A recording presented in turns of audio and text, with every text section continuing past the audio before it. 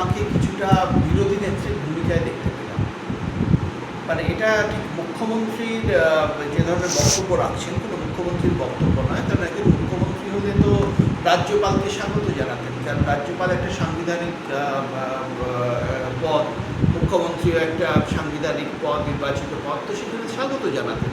এবং রাজ্যের সাংবিধানিক প্রধান হচ্ছে রাজ্যপাল, আর প্রশাসনিক প্রধান হচ্ছে মুখ্যমন্ত্রী। এবং তার আচরণটা অনেকটাই বিরোধী নেত্রীর মতো হয়ে গেছে। আমার কোথাও মনে হচ্ছে মমতা বন্দ্যোপাধ্যায় মনে মনে প্রস্তুতি নিচ্ছেন বিরোধী নেত্রী হিসেবে আগামী 5 বছর পশ্চিমবঙ্গে কাজ করার জন্য। সেই জন্যই এই ধর্না। কারণ আপনি কোনো রাজ্যে দেখবেন না মুখ্যমন্ত্রী গিয়ে ধর্নায় বসে গেছে। মমতা বন্দ্যোপাধ্যায় যখন 2006 ধর্নায় বসেছিলেন তখন তিনি বিরোধী নেত্রী, কিন্তু এখন তিনি মুখ্যমন্ত্রী। যে মুখ্যমন্ত্রী তার কাজ ছেড়ে ধর্নায় বসে গেছেন, এটা দেখবেন না। অর্থাৎ তিনি কার্যত মনের দিক থেকে বিরোধী নেত্রী হয়ে গেছেন। উনি যে বলছেন না আমি শাসক আমি বিরোধী, আমার কোথাও মনে হচ্ছে উনি বিরোধী বেশি, শাসক কম হয়ে যাচ্ছেন আস্তে আস্তে।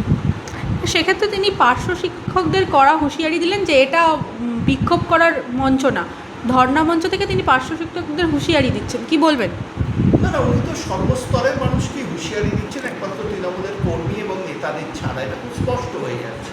অর্থাৎ কোথাও যেন মনে হচ্ছে মমতা বন্দ্যোপাধ্যায়ের লড়াইটা ভারতীয় জনতা পার্টি বা সিপিএমের সাথে নয়, মমতা বন্দ্যোপাধ্যায়ের লড়াইটা বাংলার মানুষের সাথে। যে দলটা একসময় মা মাটি মানুষের স্লোগান দিয়ে ক্ষমতায় এসেছিল, আজকে তারা লড়াই করছে বাংলার মানুষের সাথে, সাধারণ খেটে খাওয়া সৎ মানুষের সাথে।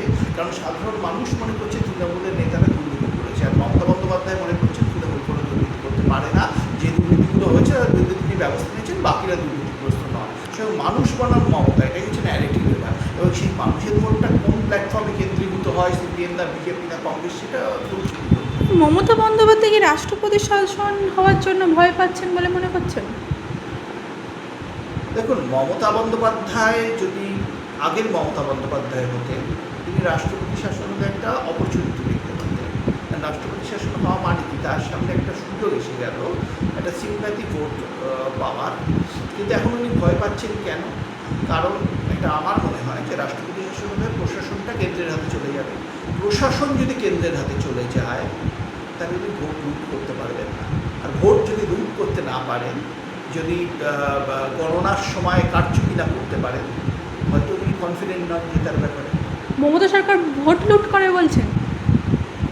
না না, উনি বলছেন। আমি তো নর্মালি রাষ্ট্রপতি শাসন হলে মমতা বন্দ্যোপাধ্যায় স্বাগত জানানো উচিত সেটাকে। না, আগের মমতা বন্দ্যোপাধ্যায়ের যে লড়াই মঞ্চ পেলেন রাষ্ট্রপতি শাসন হোক না রাষ্ট্রপতি শাসন, আমি দেখে নেবো, দৌড়ে দেবো, আমি ভোটে জিতবো। কিন্তু এই মমতা বন্দ্যোপাধ্যায়টা পরিবর্তিত মমতা বন্দ্যোপাধ্যায়। উনি বলেছিলেন বদলা নয় বদল চাই।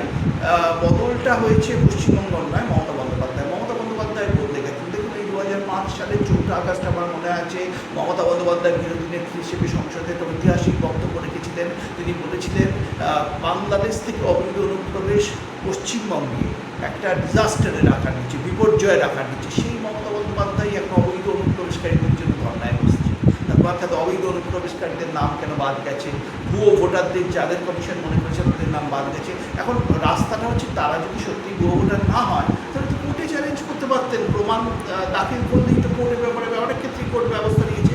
তার কাছে প্রমাণ নিশ্চয়ই নেই, সেই জন্যই তাকে ধর্নায় বসতে হচ্ছে।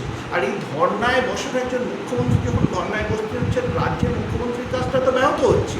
অর্থাৎ রাজ্য শাসনের থেকে বিরোধী নেত্রীর ভূমিকায় অবতীর্ণ হওয়াতেই তার আগ্রহ বেশি বর্তমানে।